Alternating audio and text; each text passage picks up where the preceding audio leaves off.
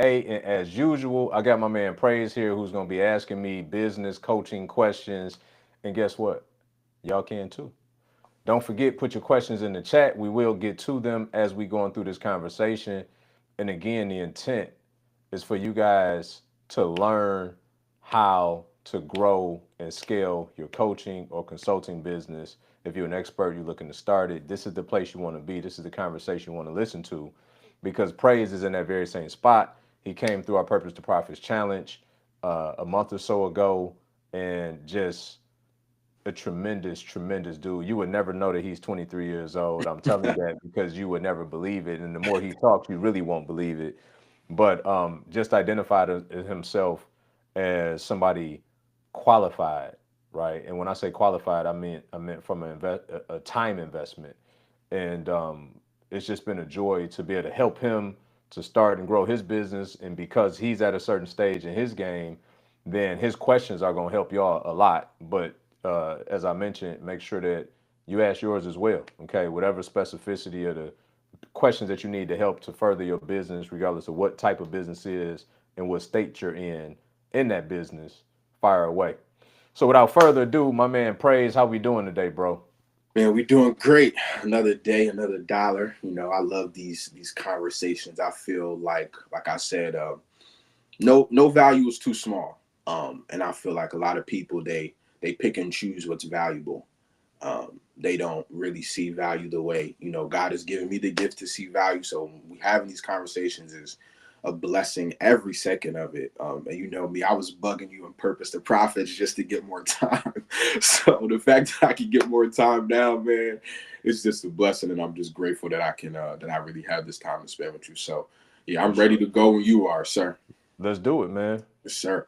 So one of the quotes that you said, because we was recently just talking about risks and stuff, and you say a quote that says you could either gamble your way to poverty or you risk your way to wealth.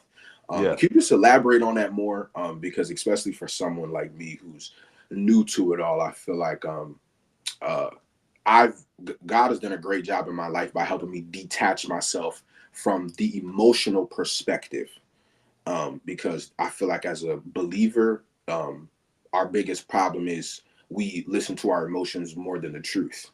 And as I've been getting closer to God, He's been like, when you take the emotion out of every decision, every step that you're making, you'll see the clarity that you want.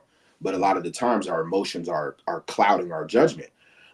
So I just wanted to, have you elaborate on, risking your way to wealth, because a lot of us are gambling our way to poverty. We put in all these bets and parlays and spending our money on these, parties, drugs, substances, relationships that don't really serve us, but those are emotional pleasure. They just serving us emotionally. So if you could just elaborate on, that quote where you could gamble your way to poverty or risk your way to wealth.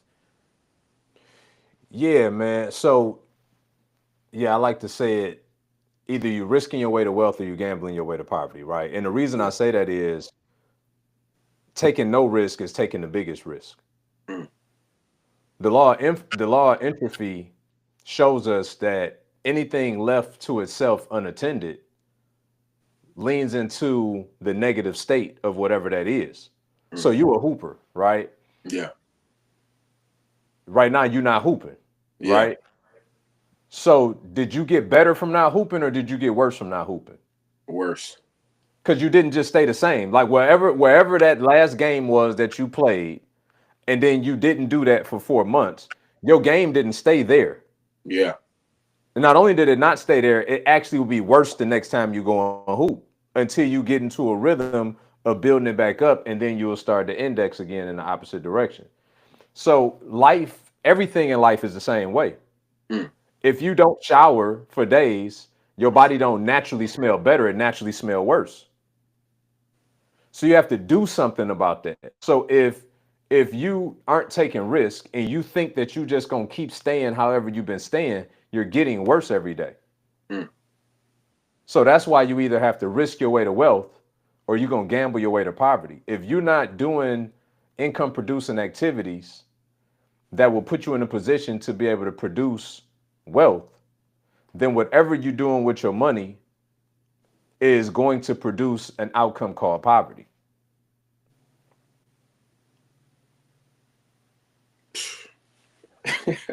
Man, you just got your head is just full of diamonds because I hope they picked up everything that you just said because and just to piggyback off that a little more, I just believe like since people don't know the time frame of poverty, they don't care if it hits because they don't think it's they don't see it, and that's one thing that I've been really just focusing on when it says like the wages of sin is death. You don't know what's dying. Like he's not telling you what's dying. He's just like that's just the cost. And like especially going into being just a aspiring business owner, I just want to make sure that when approaching this business, I'm not staying stagnant. Because I was listening to a video of Myron Golden last night, and he was saying that your professional business gets better when you get better. And he was just talking about how personal growth is the best way to have professional growth. He was talking about the 6 ways to transform, and I was just thinking about it, and I was like, people, it's like people try to make their business grow without them growing, and you can't do that. So as I was just thinking about that, and it just made me want to put in more work to grow. Because and Myron even said it, and it's crazy because like I was looking at someone like Myron and you and David and Darius and all the people that I listened to, and I was just thinking, and I was like, they've never arrived. Like they're moving and they have the mindset of them never arriving. And that's the mindset that I'm trying to adopt because right before I joined the Purpose to Profits, I just got certified, right? And I thought the certification was like, all right, now I could take a break. But there hasn't been a break since. It's just been we haven't arrived. Like, and that was the shift for me that I didn't know that was gonna happen. I'm like, oh, finally, like work is over. No, the work just started. So that's what, it didn't throw me off guard, but it caught me by surprise to where it was like, oh, like I'm thinking I'm gonna be able to, relax for literally a few weeks, a couple months. Cause I was like, man, I just did this for 5-6 months, but it was right to work. Like, and even in the Purpose to Profits, I was doing the work and stuff, thinking that after the Purpose to Profits, the work was over. Then you're like, hey, let's do some more work. So I was just like, yo, you really, truly never arrived. So I'm just grateful you were able to elaborate on that. But I just wanted to, piggyback a little more because I feel like people don't understand that you really, truly never arrive. You really don't. And it's just a constant growth. So could you just also elaborate on that about not truly arriving and just for even me, because I just want to hear more about that and what you would have to say about that. Yeah. So the first thing is something you said a second ago that triggered a thought in me, which I think kind of answers some of everything you just mentioned. So it's interesting. I just got done recording a podcast. In the podcast, the theme of it was what's done in the dark will come to the light. Mm. And we always look at that as a negative thing, right? And in context, when Jesus said it in the scripture in Luke 12:2-3, he was talking about the religious people, the Pharisees, the Sadducees, all the people that were coming against him. He was saying like basically all of their practices was done in the dark will come to the light. So in that context, he was using it negatively. However, the way that the world is set up, everything has duality. So just as much as it's this side of my hand is this side of my hand. Just as much as it is this side of the paper is this side of the paper, right? For every up, there's a down. For every right, there's a left. So in knowing that, then that also means that from a negative connotation, what's done in the dark will come to light. That positively, that also means the same. When you realize that, then you understand, and this go back to the personal development and professional development. Then you understand that there's 2 phases of life that you always have to be in. You have to be in your student phase, which is studying a particular subject or topic. And then you have to be in your candidate phase, which is positioning yourself for an opportunity. Mm. The problem with society is that we want to be in candidate phase all the time because we spend more time performing than preparing. And so we abort student phase. So what Myron said is 100% true. Your personal development is a prerequisite for your professional development and growth. Because we need to always be in student phase so that we can be a candidate for God to use us. But here's what happened. We get frustrated because that season is taking too long. And then we self-promote ourselves the candidate, but God don't see us that way. And we too foolish to see it the way that he see it. So then we just stuck in this cycle of being frustrated, opening our phone up, being frustrated, looking at other people's success, being jealous about their success, being frustrated with God about his timing, being I done did all of this. We did the me checklist. I did this, I did this, I did that, I did this, I did this, and still I'm here. Ask me how I know, right? Because I'm talking about me while I'm talking about everybody else that relates. 100%. And then you realize that the true dance is to always be perpetuating these cycles of being student and candidate. Yeah. I prepared myself as a student long enough to grow an international mentorship program in the real estate realm for 6, almost 7 years. So I was a candidate for God to use because of what I did as a student. But then he tapped me on the shoulder last year and said, hey, okay, cool. You got good at that. I'm through with that. I need you now in this other space to help coaches, consultants, and experts grow and multiply their likeness in businesses. And so what did that mean? Well, the only reason why I was a candidate for him to tap me on the shoulder is because I was already a student because of where I thought that he may take me one day. Mm. And the reality is, if you really believing for something, if you really believing for an opportunity, your moment will come.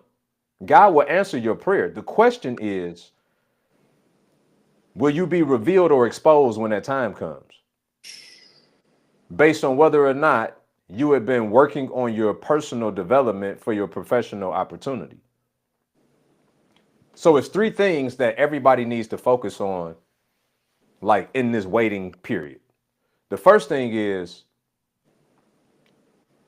your intellectual, like you need to strengthen your intellect. So you need to be reading books, you need to be going to programs, you need to be getting mentorship, you need to be getting coaching, you need to be doing all of these things.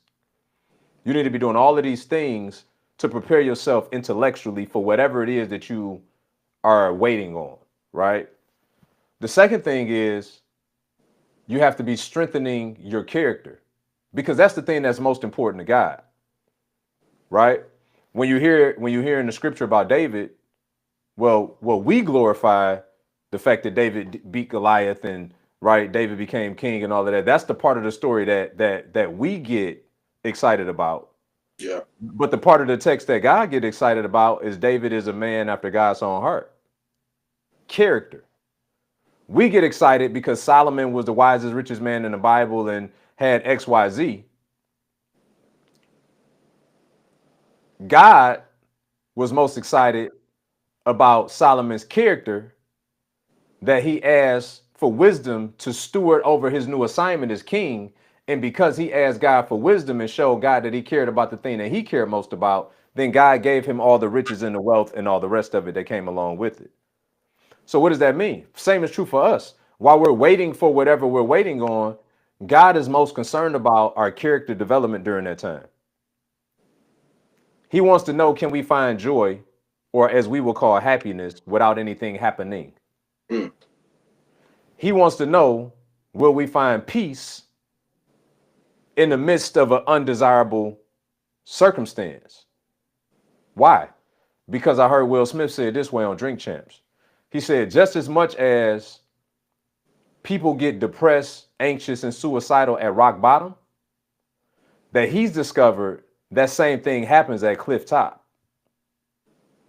You get to a point where everything that you thought when you were at rock bottom that you needed to get you the joy, the peace, the happiness, when you get to cliff top and you make 20 million here and 20 million there and the money becomes taboo and you bought everything you wanted to buy and you've been everywhere you wanted to go, you hit this same feeling of depression, anxiety, and suicidal thoughts, because now everything you thought that you needed to get you everything that you thought you would have has shown you that it does not. Which is why God spent so much time developing our character before he gives us the thing that we've been praying for, because he don't want us to be uber disappointed that when we get it, we figure out there still is no there. So he wants us to be able to accept and find peace in all circumstances, accept and find joy in all circumstances, wring all the things out of our heart, right? Old guy REI said, not jealousy, maybe envy. Yeah, envy, jealousy. I didn't mean it from a malicious place, but yeah, envy is fine, right? Like, and I was talking about myself, so it don't matter. I'm cool with either one, right? But yeah, maybe call it envy. But he wants us to wring all of that out of our heart during that character refinement place so that we can be our best self when we finally get the thing that he's been preparing for us. And then lastly, number 3, we need to strengthen our infrastructure. Dr. Darius Daniels says that if you're willing to do small things in a big way, one day you'll do big things in a small way. You ever notice how somebody can get on a stage, 40,000 people in there, and they slay it? It's like they're having a time in their life, like they're talking to 3, 4 people. Well, because when they were talking to 3, 4 people, they were talking to them as if it was 30 to 40,000 in the room. So when it became 30 to 40,000 in the room, nothing about that had to change for them. So we need to be building our infrastructure for where we say we want to go. We need to start developing standard operating procedures in our business for when we scale our business, so that when everybody come in, it's not all that is chaos. We got a playbook to play from, right? We need to start planning who our next hire should be, although we don't have the revenue to do it yet. But we're anticipating that when this happens and we get this new revenue, this is the next thing we need to do. We need to be planning what's our next marketing strategy once we have the revenue to do that. We need to be planning who's our next mentors that we need, because we know that where we're going next, I'm going to need XYZ in my tool set. I explained it this way on the podcast. And I'm not a gamer, so forgive me, but I mean, I played 25 years ago, right? And what I understand about the gaming world now is, like, you can build your ideal player, Yeah. right? So he gonna jump like LeBron. I'm gonna give him the heart of Jordan, right? He gonna have the 3 ball like Curry, right? So you creating your ideal player. Well, going back to Myron's point, that's the way we should view ourselves. In this season, I need to be working on my left. I need to be able to go left, right? For hoopers, y'all understand that analogy. Most the left is their weakness. So that I got to figure out how to go left, right? Then I'm gonna get a floater. Then I'm gonna get a Euro step, right? Now I'm gonna work on my post game. I want to be able to score from 4 or 5 different levels. So if you look at your life, like how do you play these video games and you're going and buying these gadgets to win the next level, then it should be the same thing with you investing in yourself to do the same thing. It's the same thing. So if we can work on personal development, we're still talking about it. If we could work on strengthening our intellect, strengthening our character, and then strengthening our infrastructure for where we believe God is taking us next, then we'll be prepared for the opportunity he has prepared for us. Man, that was so powerful, and I'm grateful you even elaborated on that, about the rock bottom and the cliff top, because funny enough for me, um, just in my walk with Christ in the world, and God does everything in His perfect timing and every decision. So in the world, like when I was playing basketball, there was a point where I stopped working. I stopped putting in the work. I stopped going to the gym as often as I should. I only went when the team went. I didn't go on my own personal development, right? And then I'm seeing that start to crumble. And that was the only place I knew where to put my confidence, my identity, all of that at, right? So then when that started decaying, my confidence started decaying. And then, God calls me to Him. I submit my life, and then I start going on this walk with Christ. And I'm, reading the Bible, and I was just reading this verse the other day, and Jesus was saying, lay up your treasures in heaven. And I really just started focusing on that. And I'm like, why would He say lay up your treasures in heaven? And I was just thinking about how America has created fleeting confidence. Like, you'll never get enough, so you have to keep chasing everything. And I was just thinking about my own life, and I was like, I tell people this all the time. If God stopped blessing me right now, I'd be satisfied. Because I knew of God, but I didn't know how big He could do things. So the stuff He already did was big enough to me.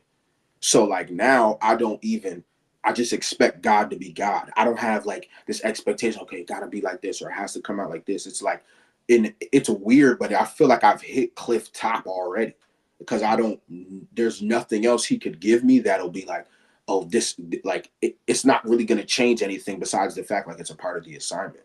like before I even, was pursuing this business journey and even just being a disciple in Christ.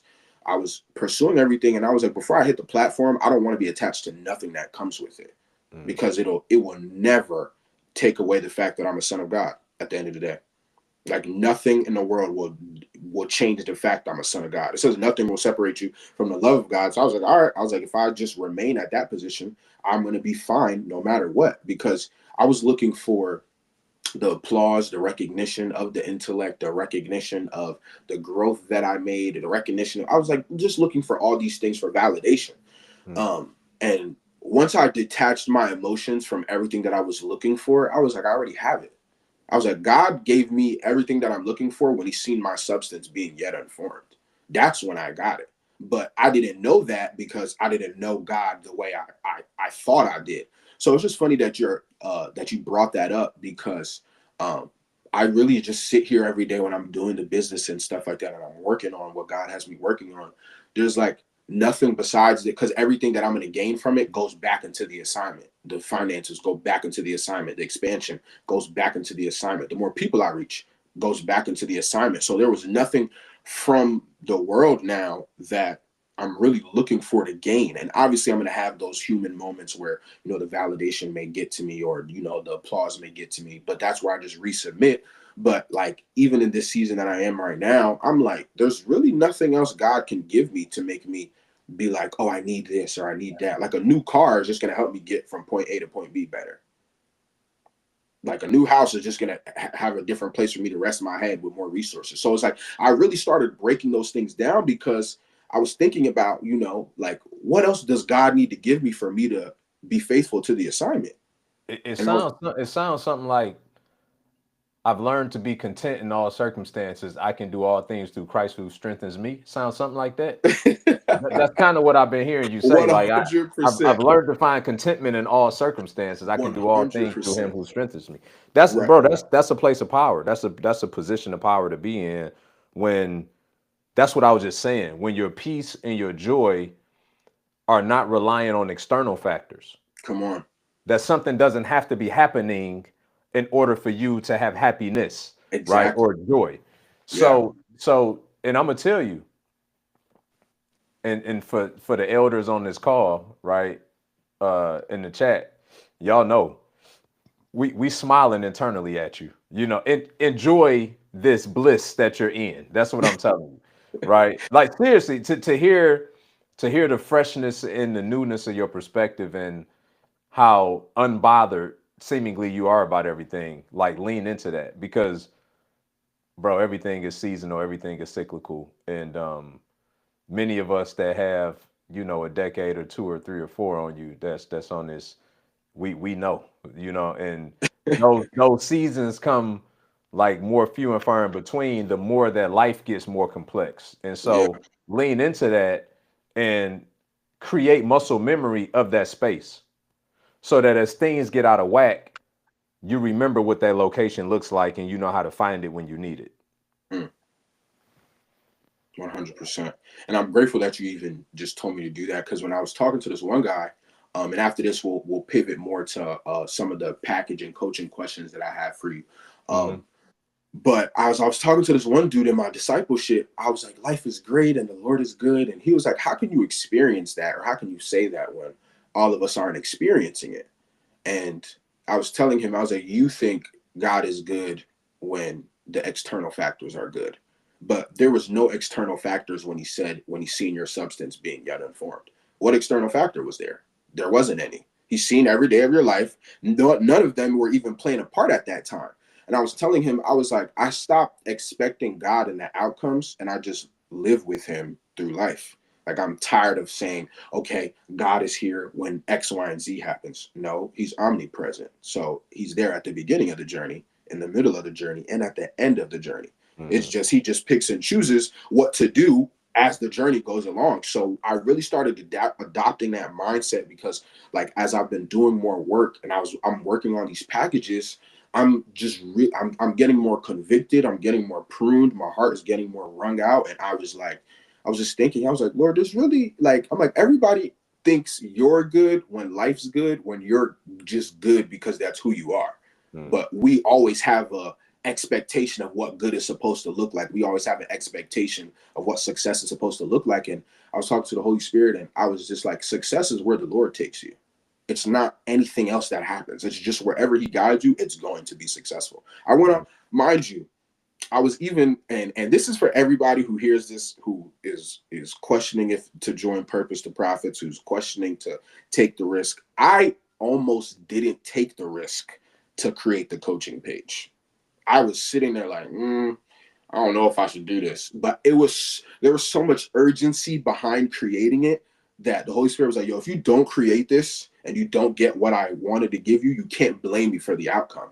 So I was like, okay, I don't know what's on the other side of this. I just know I got to do it. So I created a coaching page, and I literally just listened to him. I was like, follow everybody that I feel like is going to pour into me.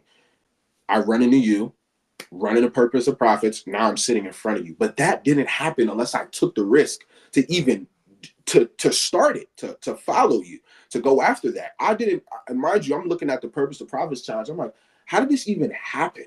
But it only happened because I took the risk to go do that. I was never even going to make the page. I was going to wait months and weeks and however long until I felt adequate enough to get out there. And then I did it, and I was like, you know what? I'm just going to do it. And now I'm sitting in front of something that I was debating a couple months ago. Crazy, bro. Crazy. So I hope everybody caught that, right? You're never going to feel comfortable until you do the thing. You'll never get comfortable about an unknown until you know it. You know what I mean? The longer you wait to do something you're uncomfortable about will never make you more comfortable, because the unknown only increases in worry, because you start to hyper obsess over something that you have no control over. 100%. So you're only going to get clarity by taking action. Action is the only thing that brings clarity. Jack said 100%. he just reminded me of the story of Jesus and the Canaanite woman in the Gospel of Matthew 15:21 through 28, and Mark 7:20. 100%. 100%, bro. You have to be in motion. You have to be in motion. By the way, can y'all hit the like button, please, for us? And if you haven't subscribed already, make sure you go and do that. We're just trying to get this message out to as many people as possible. We appreciate y'all. We appreciate y'all. So you got some coaching specific questions that you want to start seeing if you can knock me out my chair with. So Yes, sir. Yes, sir. Yes, sir. Yeah, let's do that. So I want to give you, okay, before I go into that, I was going to ask you this question. So when creating a package, should it be more so of an outline of what you're going to teach, or should I be writing all the intricate details of what I want to teach in that package? Because as I'm doing this, I'm trying to, find the most efficient way to do it, but I'm going like bullet point by bullet point, getting downloads, like really getting convicted and locked in with it.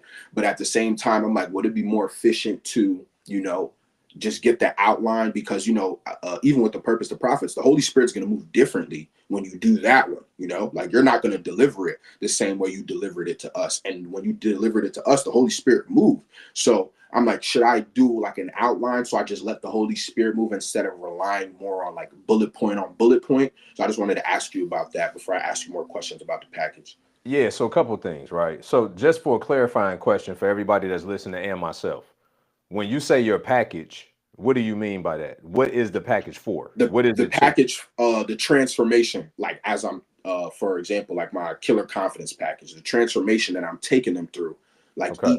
there's a different stage. So for example, stage 1 is unveiling your peculiar value.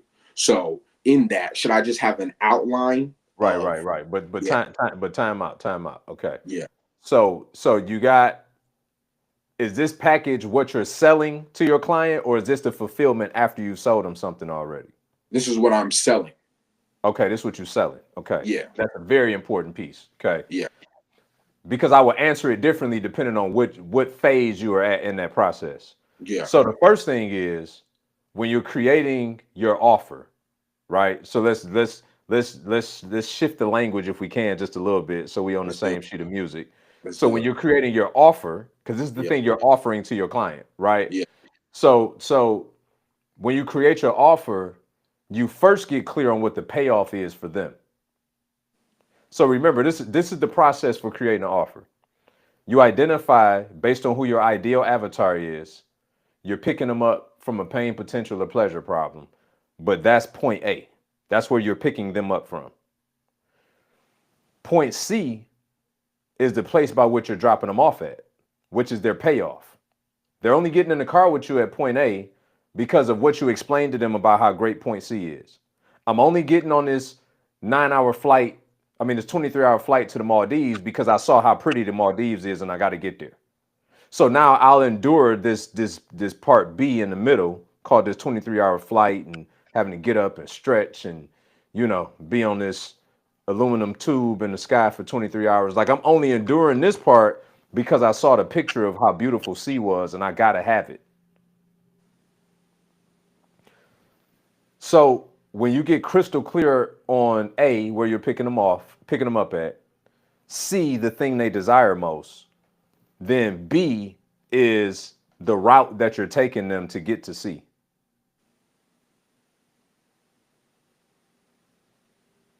Does that make sense? Yeah, 100%. So I think once you get crystal clear on your avatar, and you may already, but this for everybody else, when you get crystal clear on your ideal client, right, your ideal avatar, and you obsess over and have empathy for where they're stuck at in whatever their position is, pain, potential, or pleasure, then you understand where they want to go. You understand what the treasure island look like for them. And then they're only getting in the car with you because you can tell them how you're going to take them from where you're picking them up from to that destination. Okay. And so now to just give you more context. So my avatar was, aspiring business owners from obviously the age of 18 to 30. Like we talked about last time. So Yep. that was a sweet spot. So I was like, all right, let's just nail the sweet spot. So that would be my avatar. And then with the package that I'm working on right now is to help them create killer confidence. So the creating killer confidence that so they can kill the doubt that arises in the inevitable just life, like as you're transitioning to being a business owner. I'm helping them get rid of all of that doubt. So when the doubt arises and they're like, oh, am I going to be good in the marketplace, or am I going to deliver this message well? It's like, bro, we gonna handle that. Like just be you. I'm gonna teach you how to be you. I'm gonna teach you how to get this confidence, so you don't even got to worry about if your sheep is going to hear your voice because you got a different voice. So but yeah, so for this, that's what's going to be. And then I got my stages now. So I was going to ask you with those stages, should it be, more so of an outline that I'm going through, or should it be like I'm walking them down, like just point after point after point? Because I got like points on stacked up, but it's like, do you, like how would I go about the transformation stages? That's what I wanted to ask. So Yeah. So first of all, congrats on figuring out your avatar. That's strong, right? That's hey, where it all starts. thank you. The thing that I would challenge you with in this process is to figure out, these are aspiring business owners, right? If they don't have confidence, then they're probably unwilling to create their Praise Academy page, reach out to Brian, come to the Purpose to Profits, right? Yeah. So there's a cost associated with not having confidence.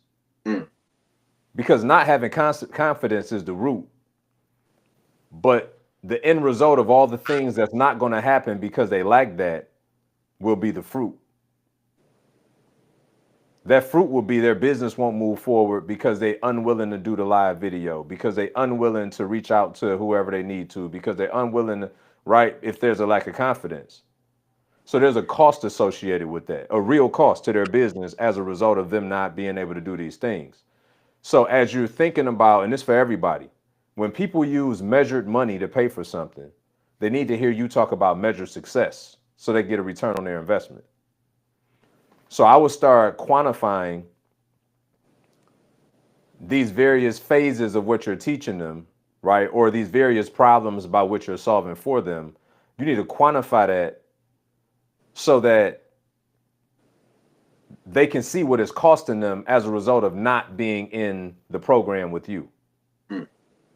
So if XYZ issues are costing you and your business, you know, 5 to 6 figures a year, or you know, $10,000 a month. If you can make an extra $10,000 a month if you had XYZ in place. Then if it costs them $10,000 per se to sign up with you, but as a result, it gives them the potential to make another $90,000 over the course of a year, $100,000 over the course of a year, then they can see clearly as to why making this investment with you gives them an ROI at some point. Why making this investment with you is saving them all the money that they're potentially losing. Mm. So it's not just about them understanding how it makes them better. They need to understand what outcome it produces as a result of them being better. Mm. That's good. That's good. Because this package that I'm creating, it's a 4-week package, because I was like, I'm gonna start 4 weeks, start honing down on the 4 weeks, get as many 4 weeks out, because when I really started sitting down with these processes and these steps that I was taking, I was like, okay, it really started clicking once I really started getting the ball rolling. So this one that I'm talking to you about is a 4 week a 4 week offer. And it's gonna the first stage is unveiling your peculiar value. The second stage is unalterable confidence, and then the third stage is uprooting counterfeit confidence, and then the last stage is I'm debating between these two names, but the name that I have is purchasing unalterable confidence. The reason why I named it that, though, is because I was like, something or someone has to pay. In order for you to get this, something or someone has to pay. It's either you're going to pay and your business is going to pay, or they're going to pay. So it's up to you on what you choose to pay. Like, the ball's in your court. So that's the reason why I named that, because I feel like that being the last stage was it's like I'm re-hooking them again. Like, I didn't want it to just be like I'm letting them go after the fourth stage. Like, yeah, just getting confidence. All right, bye. Like, no, like I still want to grab your attention as much as I did with the first stage and the second stage and the third stage. I still want to grab your attention. So my fourth stage will be purchasing unalterable confidence. So as I was doing this, and I was just thinking about all the stages. I was saying, like, as a result of this will, no matter the season that you're in with your business, you won't be like, oh, is this gonna work, or is this transition, like, there will be that doubt that's gonna come in those seasons of the wilderness, and those seasons of it's just beginning, and those seasons of money ain't moving the way you wanted to move. You'll continuously have that confidence that isn't altered, because of the fact that I taught you all the stages of uprooting that counterfeit confidence, which is what we were just talking about how I'm content in every season. Right. That confidence is gonna. So did you see that praise? Uh, Jack asked, counterfeit confidence. Can we get a 30-second summary on that? Oh, yeah. Counterfeit confidence. So what I mean by that is the America, like I said, they've created all of these the avenues, all of these routes, all of these systems of counterfeit confidence, meaning they can alter it whenever they want to. So, for example, a job. If Donald Trump goes or whatever, and they're like, all right, let's take away everybody's job. What are you going to do? Like, is that job going to destroy you, or are you going to be able to be like, you know what, no matter what happens externally, I'm going to keep doing what I got to do? Because a lot of the times our confidence is attached to things that America can change in a heartbeat. If they don't want money to be of value anymore, what are we can't say anything. If they want to take away cars, and if your confidence is in cars, a car doesn't dictate your value. So a lot of the things that we've put our confidence in are counterfeit. They're not really firm. They're not in a real foundation. They waver, because if your money's up, then your confidence is good. But if your money's down, now where's your confidence? You don't feel like you could talk the same. You don't feel like you could deliver the same. So counterfeit confidence is those things that America has made us place our confidence in, that they can change in a second. So when that changes, then your confidence changes. So your confidence was never real to begin with, because it was never yours. So I like that a lot, actually. The the Can I make a recommendation? Yeah, of course. I wouldn't. Well, okay. Before I make my recommendation, do you see your business as domestic or global? Global. Right. So I would be careful to use, and I get what you're saying, right? Yeah. But that's not. I mean, go to Dubai, right? And where everything is rooted in things, right? The grandeur of things. So I would just be careful to not make it a, because when you say them, right, and you say America, I get what you're saying, Yeah. but you don't. But I wouldn't position my offer on that though. I For would sure. position it more on a. It's back to what we were just talking about. That your joy and your peace can't come from external factors, 100%. Yeah. regardless of what they are, and regardless of where you are in the world, right? Yeah. That there has to be a oneness between you and God. That you understand who you are because you understand whose you are, Yeah. right? And 100%. but I like the language of counterfeit confidence. It's essentially saying your confidence is rooted in something that's not true, Yeah. right? Yeah. That these things can be taken away, your circumstances can change, and Yeah. if your confidence are rooted in these things, so it goes when they go. Yeah. Yeah. And So that's exactly the point that I was getting more towards, because I wasn't gonna, obviously we live in America. So telling somebody America ain't it, they're gonna be like, but you in America too. So I wasn't gonna, make that offer off that. But exactly the point that you just described is that's exactly, what I want to get out of uprooting counterfeit confidence. So yeah, um yeah, yeah, and so I like that one. Um, can you read all four of them to me again? for sure, for sure. Stage one is, and I have two names for that as well, because it's unveiling your peculiar value or discovering your peculiar value. I'm debating between those two. Stage two, What does peculiar mean? you one of one. You Okay. one of one. So Okay. the reason I did that one was because especially going into the marketplace, I was listening to your video of your authenticity is costing you millions. Yeah. And that was when it hit me, when it was like, yo, you're one of one. It says in the Bible that you're peculiar. You're Yeah. peculiar people. So it's like, but we don't think we are. We're not rooted in that. So Yeah. we need to unveil that, because you're one of one. I won't deliver the way Brian delivers. You don't deliver the way David delivers. Why? Correct. Because you're one of one. So Correct. that's why I wanted that to be my first stage, to be like, hey, like, you got your own delivery system, your own friend, like, so you're just one of one. Yeah. That's what So I so I don't and I agree with that. The only yeah. thing that I will caution you against is if I gotta ask what peculiar mean, and I kind of right, like No, for I sure, was for being sure. semi facetious, Yeah, but for sure. I mean you hear it for coaching. So like right, 100%. so here I am. So Yeah. it needs to be a clear word picture to the person you're selling it to. Because if they got to think or pull out a dictionary, that's a problem. Okay. Because now they're not thinking about spending money with you. They're thinking about trying to figure out what you just said. Okay. Okay. So Yeah. when we get to a point of a sale with a potential client, we want to give them the utmost of clarity of everything we possibly can. The only unknown is what's going to be the outcome after they come and actually do the work. Right. So, I think even using just more simple language, uncovering uncovering your unique. I think unique rather than peculiar is just a more familiar term with everybody else that still solves the same problem, right? Yeah. And so it's the balance between being clever and being clear. Mm. If we got to choose, it's nice if we can be both, but in a vein of I got to choose between one, then I always got to choose being clear over being clever. Now the beautiful part is if we could do both at the same time. It just don't always work out that way. But I do think you have the potential to still do both in that scenario. I would just probably eliminate peculiar, put another word in there. Okay. 100%.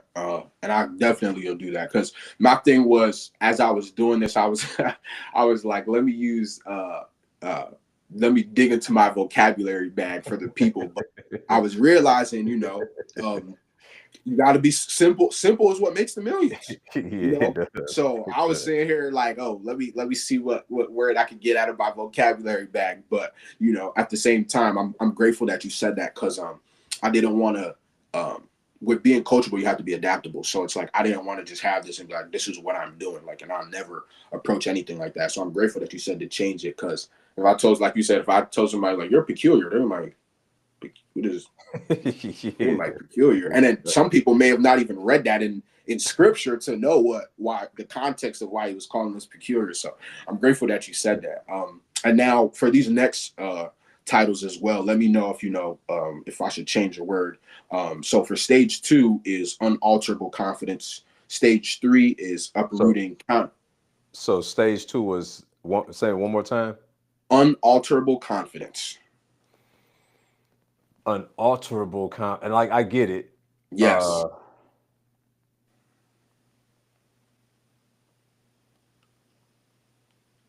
Yeah, I would You really making my job easier though. I'm not gonna lie. So I'll change the word. I already see it coming. So yeah. I would make an adjustment to that one as well. okay. And then the stage 3 is uprooting counterfeit confidence, and then stage 4, uprooting counterfeit confidence, and stage 4 is purchasing the unalterable confidence, which I'm going to change. So yeah. Okay. So 2 and 4 still need some work. I like 3 though. Yeah. Uprooting counterfeit confidence is strong. Yeah. So for 2 and 4, then right. So should I use the package name in my stages or no? Like the offer name in my stages, because it's like I could just be like, for stage 2 is killer confidence. You know what I'm saying? So like, and then for stage 4 it could be, purchasing killer confidence. So it's like, should I use the offer name in the transformation or no?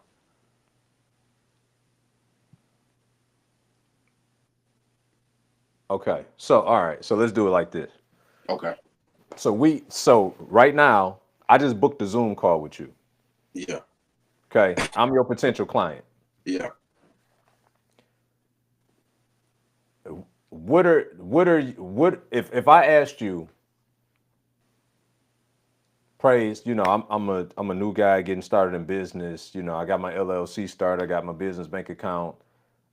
But honestly, it's been like that for 2 years. I've been struggling to, I don't know, just kind of find like the confidence and to go out and actually just like do the work. So then what would you tell me? That's a great question. That's a great question. Oof. You got me thinking now. What would I tell you? I'll go straight into my offer after that. I'll just start. You feel me? I would start talking about offer into that. But give me some wisdom, B. All right. So for the sake of time, right? Because we only got about 13 minutes. Oh, even less. How many minutes we got left? Got like 12. Okay, we got like 12 minutes left. So yeah, we'll save sales coaching for next week. Okay. Because it's a lot of what can happen in that conversation. Yeah. But in terms of, let's just say that we got into the sales process, right? Which is a sales call, which is a serving call, right? Selling is serving. So you would have been serving me by digging more into the root of why I lack the confidence. That'd have been the first thing. Okay. Whenever you serving someone in a selling capacity, you don't let them blow by anything that they say that's problematic for them. Okay. So because I acknowledged that I had a problem and I kind of left that as an open loop, then your job is to then ask me more questions about, so let's go back to when you actually started the LLC. Like you had enough confidence to do that. So tell me, like, what were you? Oh yeah, I just, I went and started LLC, whatever. Okay, cool. And then you went and got the business bank account and you had confidence to do that. Oh yeah, that stuff was pretty easy. The thing that I'm not having confidence about is, right? So now you're getting more clarity as to why I'm lacking what I'm lacking. And then once you dig into that a little bit and you have enough clarity, then it's like, okay, cool. So how I think that we could best help you is through what's the name of your program? Killer Confidence. That's the name of the program, the overall that's the name of the offer? Yeah, for right now, for the name of the offer is Killer Confidence. That's why I was like, we could change that name up. do whatever. Okay. Yeah, Okay. yeah. So So my so here, program of transformation that I'm taking you through, the name of that was, Killer Confidence. But I'm like, but that's why I wanted to get on. Like, I'm looking forward to more of these calls so I can get a better idea of like the yeah, program yeah, yeah, and yeah, stuff, yeah, yeah. all No, of that. we getting somewhere now. We getting Yeah, somewhere. yeah, yeah. Okay. So killer confidence, definitely. I would, whatever the name of your program is, should give them an understanding of where they're going to end up as a result of doing it. Okay. Understood. Understood. Right? So we got the Purpose to Profits Challenge. The name of our coaching program is the Purpose to Profits Accelerator. Mm, We're going to accelerate you through going through the process of establishing your purpose and becoming very profitable through our accelerator program, right? oh, Of which we have testimonials of people like Alex that made 105,000 in 30 days. You know what I'm saying? So that's an yeah. accelerator program. So killer confidence doesn't give me a word picture. It Mm, actually may feel as if the two terms are killer could be a negative connotation against confidence. 100%. Killer confidence could sound like it's killing confidence, or it could be in a different context. Killer confidence could be an adjective of an uplifting thing with it. So because I got to figure that out, it's not clear. Okay. So I would figure out a new framing, right? Because we got to put a frame around the words so that it gives the audience a picture. Mm, You have to go back and take that frame and figure out how you need to reframe the positioning of your offer. yeah. 100%. 100%. Like, so would it, and this is just, it's probably not going to be the name, but for example, like a name like cowering to confidence, like something along those lines, like something to something. Like, how it's like your purpose to profits. Like, should Mhm. it be something along those lines like that, like for the program that I'm offering? Possibly, Okay. right? Your It, homework from this week to next will yeah. be to come up with multiple iterations of that because even so think about it. You're dealing with people that are aspiring business owners, so they got some semblance of pride to them that they're willing to start a business, right? But then they got a hitch and they giddy up because they're struggling with confidence. Mm, So from cowering to confidence, it's almost like for me, I'm not giving you my because I don't even want to acknowledge that I'm cowering. You see yeah. what I'm saying? So even 100%. though that may be true, that has to be dressed up in such a way to make them feel good about addressing their problem. Yeah. Does that make sense? Yeah. 100%. I once heard a guy I once heard a guy on the podcast, and he was like, he was like, imagine you get an STD and you go in the doctor's office and he doing the examination and you pull your situation out and he like, oh my god, right?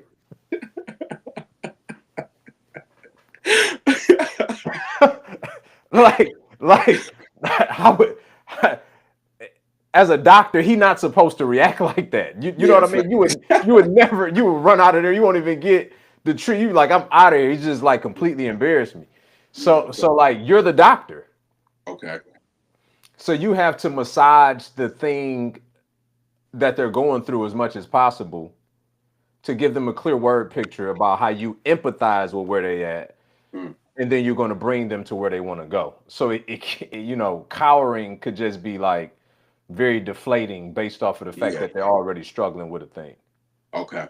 And yeah, I'm super grateful because you making my job. I love the challenges, and you making my job easier to make the words simpler. Because my problem was even just going through these packages was or these offers is the name of it. Like I'm saying, dang, should I make it this and that? But it's like simple as success. Yeah, for Uh, sure. so I'm Like for instance, David is phenomenal at naming like offers, right? For those that don't know, I'm talking about my partner David. He's got, his parable presentation method. You know what I'm yeah, saying? Like I would never come up with that.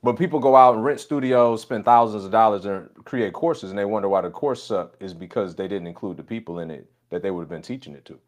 Mm. That's a whole nother conversation for another. That's ninja level conversation that we definitely get into as we continue these weeks. Yeah, I Thank you appreciate you, Jack. You for the did great. video. Yeah, that's solid. I That's solid. appreciate Yeah, I let's put that up appreciate you. there. I just Yes. found out a new trick by mistake today, right? We can put can you see that on the screen? Yeah. Oh yeah. Oh yeah. I'm gonna wear y'all out now. So now I get to highlight y'all comments. Let's see. Boom. Praise has come so far since the first video. This is exciting. Man. I love it. I love it. Shout out to Jack Stewart, man. What about recording lives? Yo, that's Wow. crazy that he just said that, because I was gonna go live on my page today and just talk to them about my journey and why is it important to. Wait a minute.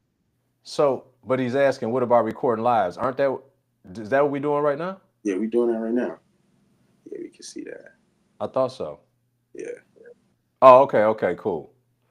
I thought y'all better leave me alone. Y'all know how I am with this technology. I'm like, wait, time out. I thought we were recording our live. What are we doing? Nah. So yeah, after this is done, we have the recording. I think that's what he's asking. I hope that's what he's asking. But yeah, man, this was good. Yeah, yes, sir. You learned something today? Man, I learned a lot. And I'm excited. He said also to watch your presentation video. So I'm gonna do that as well. I'm gonna, you know me, I'm gonna go do some homework. So Yeah, I'm excited. for sure. I'm excited. For sure. Shout out to Jack. Yeah, I think it's called selling. I think it's called selling without selling. Yeah. You know me. I'm gonna do some digging. I've been on your page. Oh, Religious. okay. He said building an outline around your lives and courses. Mm. Got it. Got it. So I think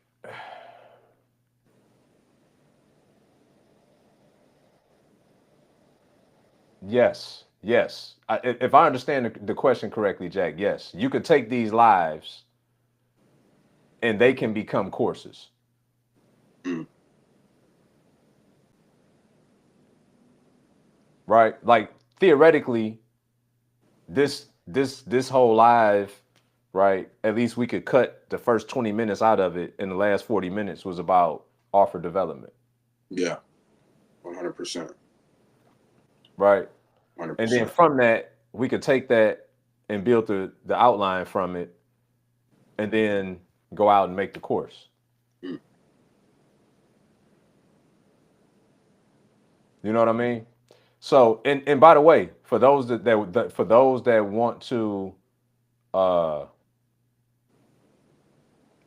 write books, ebooks, some of your best books will be from doing trainings that then you have an editor turn it into a more palatable form for it to be readable.